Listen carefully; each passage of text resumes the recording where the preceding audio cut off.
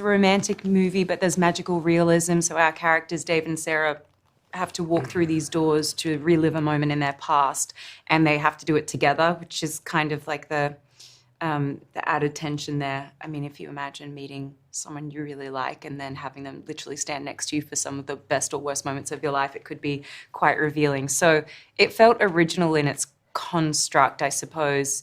You know, there's moments where we are in just like a stage space and we have characters in the movie saying, yeah, sometimes you need to perform in order to find the truth of a situation. So there's quirky little things like that, but ultimately, yeah, it's a road trip movie, it's a love story. There's kind of traditional classical elements in there, but wrapped up with some quirky devices. It's one that didn't make the film, didn't make the final cut. Is that terrible to say? Yeah. Should I continue? There was a dance scene that was choreographed. Kogonada had a really lovely idea, as he tends to quite often, to present, contextualize, inhabit the whole journey of Sarah and David's relationship through the film, but do it in a 3-minute contemporary dance. And it was very emotional, the dance, because it really was like every line of dialogue that they shared in the film condensed into 3 minutes of physical relationship. Push and pull, one turning away from the other. And it took place in the sound stage that we shot it in. And we spent a whole day doing multiple takes and different angles, and it was all one shot. So that was honest to God, it was one of the best days I've had on a film in 25 years. It was so beautiful, it was so moving to just tell the story purely physically, no words, none of that stuff. It felt really honest. Yeah. It was great. He's obviously an incredible filmmaker, a real cinephile, but he's also a very gentle person. Yeah. Someone that it's very easy to, kind of be vulnerable in front of. And his sets are very gentle places. Very gentle, but very peaceful. But he's also very exacting. He doesn't make you feel untethered. Like, I don't know what it is that you want. Like, he does know what he wants. Yeah. He just doesn't. It's just a really great environment. He's very smart. Very, a really beautiful filmmaker. Just the shared experience, man. I just love, honest to God, I rejoice when I see any film. Don't care what it is, who made it, who's in it. When I see films do well at the box office now, I rejoice. Because for me, as a kid, going to the cinema and sitting in a dark room with a bunch of strangers and having a shared experience was just such a magic thing. It really was. And I think now maybe I start getting into how important it is and stuff. We all know what the really important things are in life. But having said that, community is important. Shared social experience is important. And so, I just think that for me and my kids go to the cinema regularly. And friends, go on my own sometimes when I have a free afternoon. It's just one of the loveliest things to do. It's never lost its magic for me. It's still at the age of 49 now, and having been making films for 25 years, it's still just as magic to go in and the lights dim and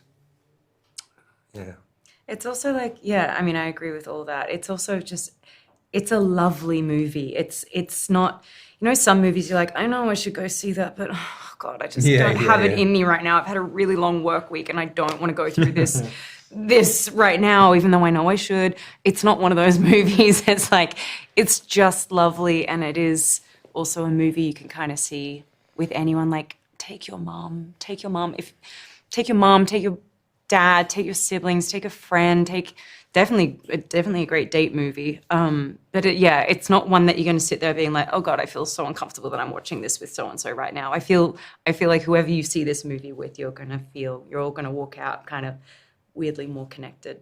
And specifically this one, even though it's way more intimate than F1, which, go see F1. We went to see it on IMAX, I did too. Did you? Yeah, amazing. I loved it. And but this one Kogonada is an incredible creator of tableaus, of cinematic tableaus.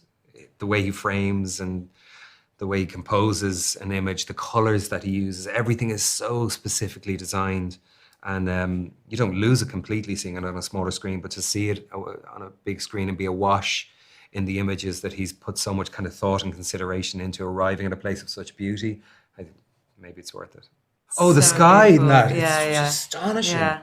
A friend of mine said, was that on a volume stage? I said, no, that's a car park just down the road. It's so we did beautiful. Have water trucks. We did have a lot of water trucks for the rain. Yeah. But it's all real.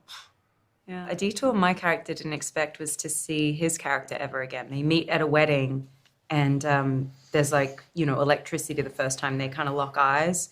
And then she purposefully avoids going down that path because she can sense like, oh, this is the kind of guy that's going to destroy me, or has the capability to. And then the next day at Burger King, they're both eating burgers and they kind of lock eyes again. And so I don't think she saw that coming. Something that's original is always, something that you have not, seen before, and I think that there is, to me, when I read the script, obviously there are familiar universal things that we want and expect in a film that's exploring love and belief and possibility. But the way in which this film is combining that quest and that pursuit and engaging our past is really, like, for me, I had never seen anything like it. I'd never read anything like it. So I think by definition, that's what you want. You want to be surprised by a world, and you want to be surprised by the characters. So I think in its core, it's an original film that people won't I think know what to expect. I think it was just a delight to see them. I think we all were energized by their chemistry. And again, it wasn't just romantic, but they're like as people, they were so funny together. They were so attuned to one another. And it was like watching two dancers in a way that when you see two dancers and then they're sort of effortlessly like in sync with one another, there's just pure pleasure about it. And there was almost like us witnessing two people at the top of their game, really in sync, really enjoying one another. And when the cameras stopped rolling, they were still enjoying the process, so it just made the whole experience, I think, for everybody, there was an added delight and joy in it. God, there's so many. I think the High School Musical, I think we were all sort of delighted by that week. We really kind of recreated a real High School Musical. I mean, we had 3 full numbers, in the film. You get to see one and then a glimpse of another one. But, we had 3 full numbers. We had a packed house. We didn't use computer duplicates. We had real people filling that auditorium. They had been rehearsing these numbers, and the people who played the high school students, I heard from one of them that they're all still really close, and you could just feel that energy, like, oh God, we're putting on a High School Musical as grown-ups, and that was like, there's something really wonderful and joyous about that. But all of it, I think the post-grad, being out late at night with them, I mean, there wasn't really, to me, I can't think of a bad day with them and all of us.